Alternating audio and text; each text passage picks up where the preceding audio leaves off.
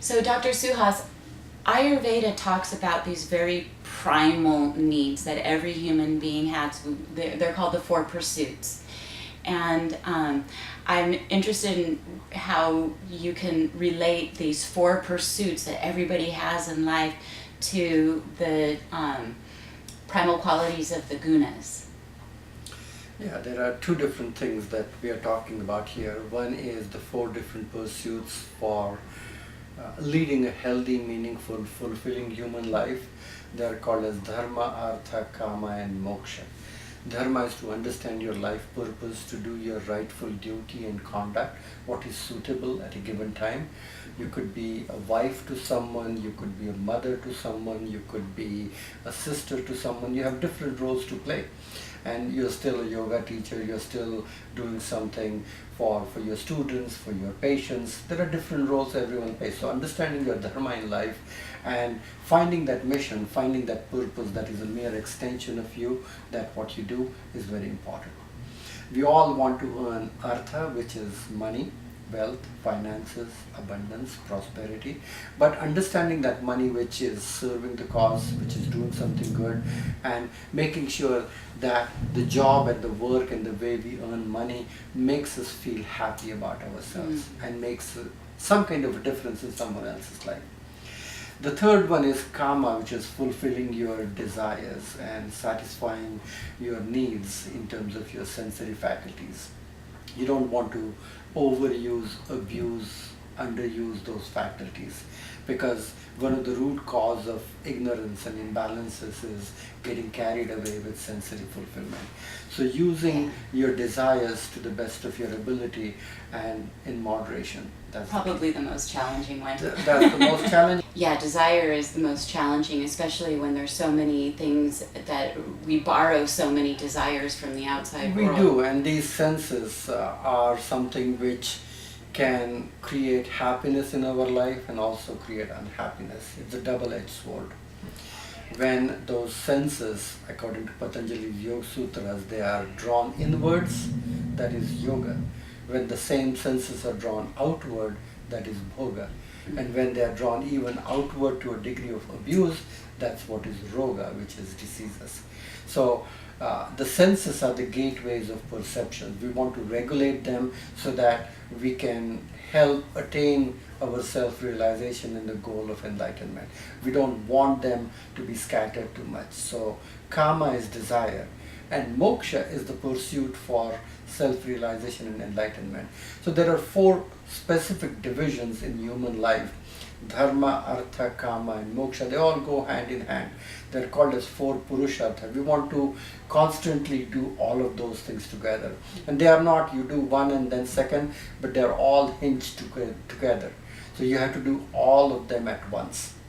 And so the purpose of human life, whatever you want to achieve in terms of dharma, artha, kama and moksha, you have to be healthy.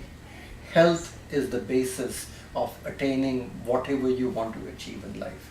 Right. Without health, you will not be able to enjoy the full potential of human life. Well, you won't have the energy to back up your dream. Anything. Means you won't enjoy your senses if you're feeling sick, you won't be able to earn money, you won't be able to do your rightful duty, and you can't even sit quietly and meditate if something is hurting and bugging you all the time. Right. So health is the basis of everything. So how does this relate to the Gunas? The gunas are interesting qualities. The three gunas that we call it as mahagunas is sattva, rajas and tamas. Sattva is the quality of purity and lightness and clarity. Rajas is the quality of dynamism, movement. And tamas is the quality of fruition and completion. You can call it as destruction also. But all the three gunas, they have all the good and bad qualities embedded together each other, and you want to hold them all together because they are all the three responsible for everything else what is happening in life. Sattva leads to the creation of something, sets into motion. The activity which is carried out is governed by rajas, and then it creates a feeling of the tamasic quality which separates. If I have to give you an example, that you take an apple seed, and that apple seed has the potential of the whole tree in it. Right. You don't see that. That's the unmanifest principle which contains everything, which is the unified field. You take that seed and put it in the soil, and then it starts sprouting. That movement, when it starts sprouting, is the initial impulse of sattva, which is the force of life, which is the force of evolution. And then when it starts sprouting up with the radical plumule, then it starts really sprouting, growing roots and trees and leaves and branches.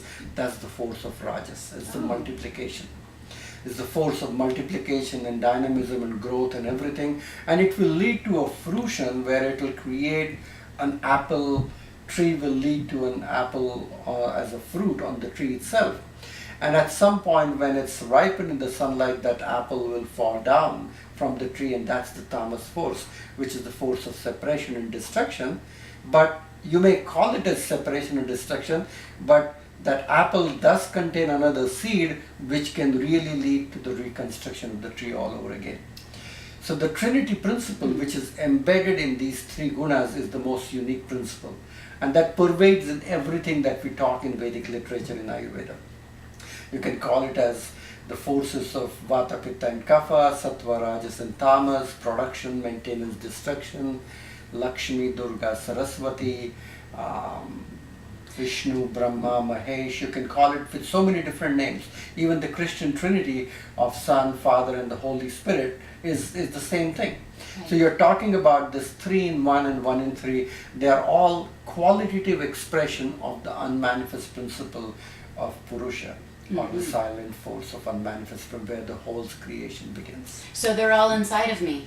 Everybody has all the 3 of them. Nice. And we want to move to being more sattvic, clear. We want to be getting away from dull, ignorant, toxic, self-destructive habits to something more dynamic, moving, evolutionary, and even quietening down that clutter to be in a silent field from where you are connected and listening to the dialogue of the whole universe. Nice. So yeah, that ties in with your pursuits for desires and wealth to be for the right reasons.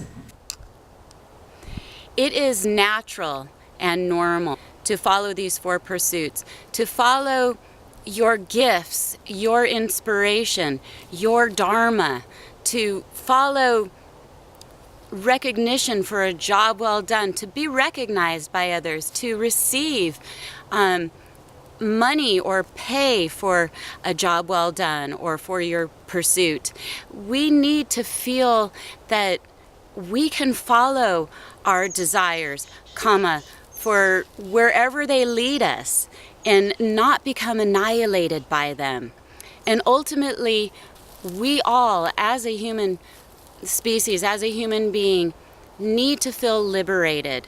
In that liberation, we do feel freedom. And I'm not talking about the liberation of meditating and sitting on the top of the hill. I'm talking about liberation in action, where we experience it between each other on a daily basis.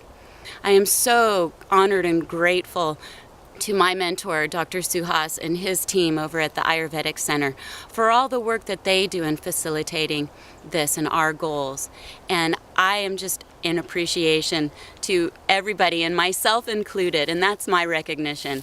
So here we go again. Thank you so much. Until next time, namaste.